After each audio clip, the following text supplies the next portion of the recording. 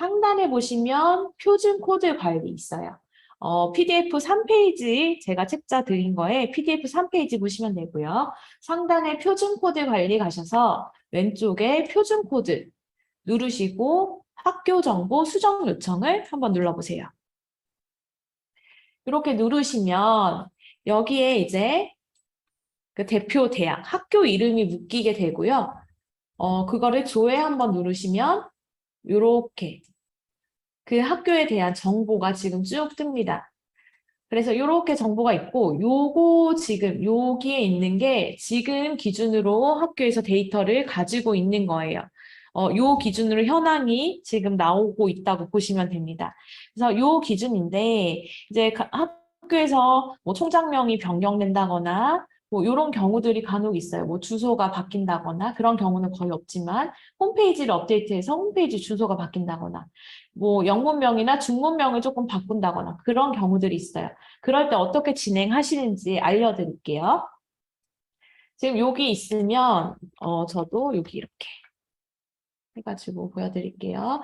이제 실현을 직접 해보시는 거예요. 조회 버튼을 누르시면 여기에 이렇게 저처럼 학교 정보 수정 요청 버튼이 있을 거예요. 그래서 이 버튼을 클릭을 한번 해보세요. 그러면 또 팝업이 이렇게 떠가지고 요런 학교 정보 수정 요청 정보가 이렇게 있을 거고요. 여기에서 요 위에 있는 지금 회색 처리된 부분들은 학교에서 직접 바꾸실 수 없는 부분들이에요. 필요하면 저희한테 뭐 간혹가다 학교 명칭이 변경되는 경우가 있어요. 그 경우는 거의 없기 때문에 여기에서 바꿀 수 없고 교육부에서 승인 공문을 받아서 저희도 그 승인 공문을 첨부한 그 전자문서를 받고 저희가 바꿔드리는 부분이에요. 이제 그래서 여기 부분은 바꾸실 수 없고 지역도 사실 크게 변경되는 부분은 없을 거예요. 그리고 법인명도 크게 변경되는 경우가 없어요. 그리고 관련 법령도 마찬가지고요. 사실은 여기까지는 이렇게는 크게 변경되는 부분이 없다라고 보시면 될 것 같아요. 이제 여기에서 좀 하나 이번에 봐주실 부분이 요 부분이 좀 있어요. 여기. 학생 규모 부분. 이 부분은 우리가 2022년도 4월 1일자 재적 학생이 우리 공시 2022년도 8월 공시에 데이터가 나오게 됩니다. 그래서 우리가 조사 기간인 7월부터 9월까지잖아요. 그 기간에 학생 규모에 대한 정보가 이제 대국민 공시가 되게 되는데요. 이제 학생 규모가 사실은 크게 변하지는 않을 것 같아요. 그렇지만 여기 끝에 언저리에 있는 학교들, 여기 초반에 있는 학교들은 그래도 이렇게 변화가 있는 경우들이 있거든요. 또 대학원 같은 경우도 변화가 있는 경우가 있어서 그래서 그 대학원이나 이런 것들은 좀 변화를 확인하시고 재적 학생 규모예요. 재적 학생 규모를 들어가셔가지고 여기에서 이렇게 규모 설정을 다시 한번 확인을 부탁을 드립니다. 그 다음에 나머지도 거의 변경될 거 없고요. 이제 보통은 총장님이 많이 변경이 되시죠. 그래서 총장명 여기서 수정하시면 되고 주소도 크게 변경될 거 없어서 이렇게 그냥 두시면 될 것 같은데 변경하실 부분이 있으면 변경을 진행을 하시면 되고요.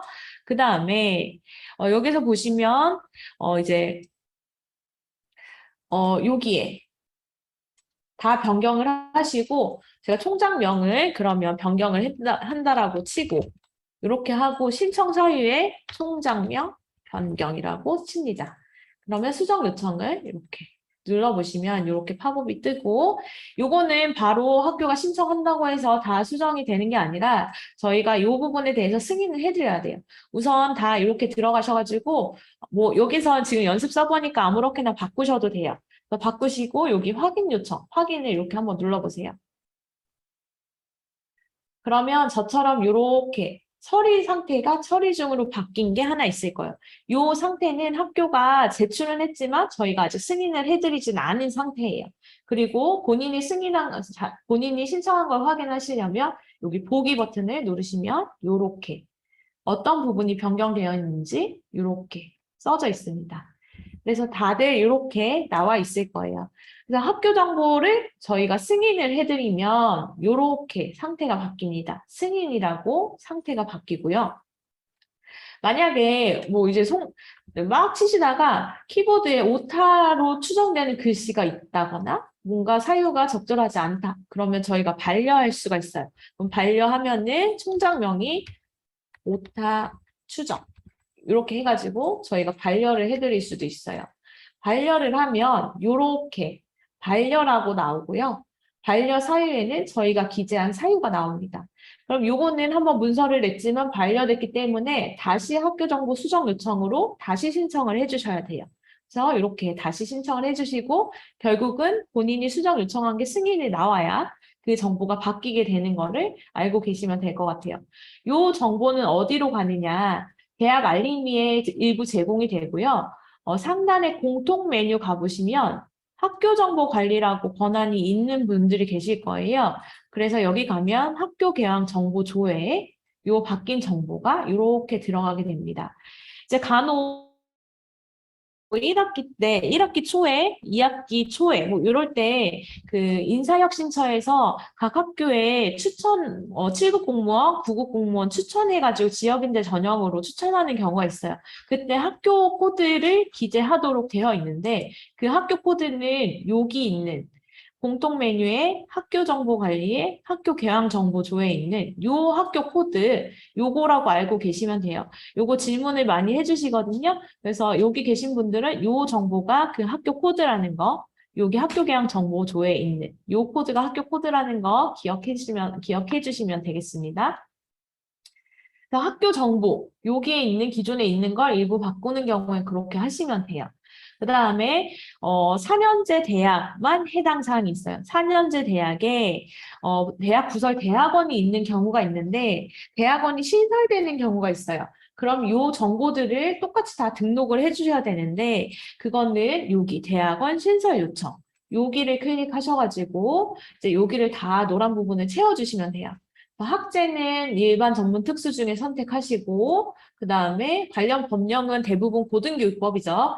고등교육법 입력하시고 여기 간혹 가다가 여기 계신 분들은 다 고등교육법에 해당하시는 분들인 것 같아요. 근데 간혹 다른 법령이 있는 경우가 있는데 그거는 저희가 다 확인을 하거든요. 네, 대부분의 한 뭐 200여 개 대학은 다 고등교육법이니까 다른 거 입력하시면 안 됩니다. 그 다음에 학생 규모도 뭐 처음 만들어진 대학원은 0명에서 1000명 미만이 대부분이고 그래도 잘 모르겠다 하면 미지정으로 하시고 다음에 바꾸셔도 무방해요. 그다음에 학교명은 여기 앞에는 이미 우리 학교의 대표 학교명이 들어가 있으니까 뒤에 대학원 이름만 기재해 주시면 돼요. 그다음에 여기 학교명 영문, 중문도 다 설정을 해주시고요. 갖고 있는 정보니까. 주야 부분은 대학원에 많은 학과가 수업을 언제 하는지의 기준을 따라가시면 될 것 같아요. 보통은 특수대학원은 야간일 거고 일반 대학원은 주간이 대부분일 거예요. 이렇게 설정해 주시고 교육대학원의 교대 같은 교육대학원은 계절제도 있는 경우도 있어요.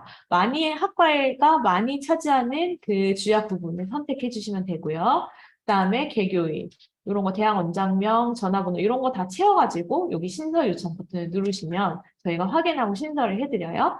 대학원이 없어지는 경우도 있어요. 그러면 대학원 폐지 요청을 누르시면 되고 여기에서는 대학원 폐지 요청을 누르시면 있는 대학원이 다 나타나요. 학교가 가지고 있는 대학원이 다 나타나고 여기서 어느 대학원을 폐원시킬 건지 폐원했는지 체크하시고 신청 사유에 뭐 써주시면 돼요.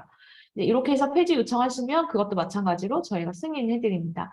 대학원이 명칭 변경되는 경우가 있어요. 근데 명칭 변경을 시스템이 인지를 못하거든요. 그러면 대학원을 하나 만드시고 바뀌는 대학원 명칭으로 하나 만드셔야 되고 기존에 있던 거는 대학원을 폐지를 하셔야 돼요.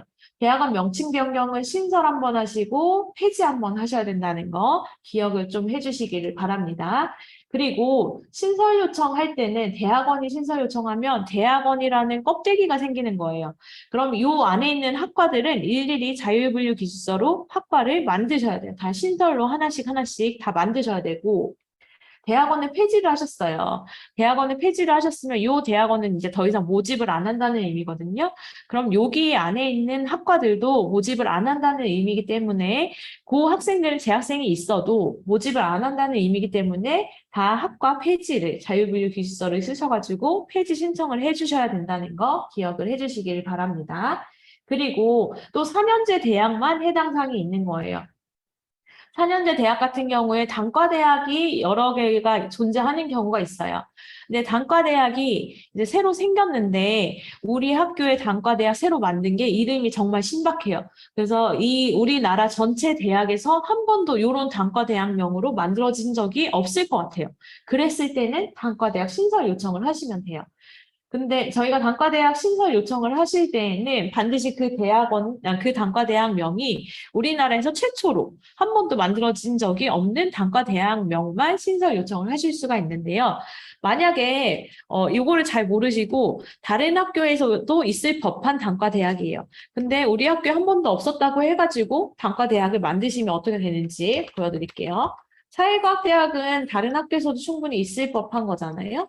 그래서 이렇게 신설, 이렇게 해가지고 우리 학교에서만 있다고 생각하고 하면 되는 것 같지만 이렇게 단과대학명이 중복됐다고 나와요.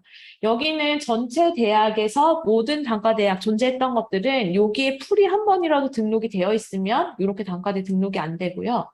정말 뭐 신박한 단과대학명 이런 것들만 신설 요청하면 이렇게 신설 요청하시겠습니까? 해가지고 이렇게 마찬가지로 처리가 되거든요. 요 단과대학 풀은 그러면 어디에서 확인할 수 있느냐? 여기 시스템 말고 저희 지금 알림이 입력 시스템 이제 실제로 선생님들 하실 거 있잖아요. 거기 가시면 공통 메뉴에 게시판에 자료실 가면 제가 그 단과대학 풀을 올려놨어요. 그래서 그거 보시고 거기에서 검색이 안 되는 경우에만 요 단과대학 신설 요청하시면 돼요. 자율분류 기술서 쓰시기 전에 요걸 먼저 하셔야 진행이 원활하게 돼요. 그래서 여기에서 먼저 단과대학 신설 요청을 하시고 그 단과대에 승인이 되면 그 다음에 자율분류 기술서를 쓰시는 거를 추천을 드립니다. 여기까지 하면 이제 학교 정보의 모든 절차가 완료가 돼요. 어렵지 않고요. 여기까지는 이렇게 진행하시면 학교 정보는 관리는 끝났다고 보시면 돼요.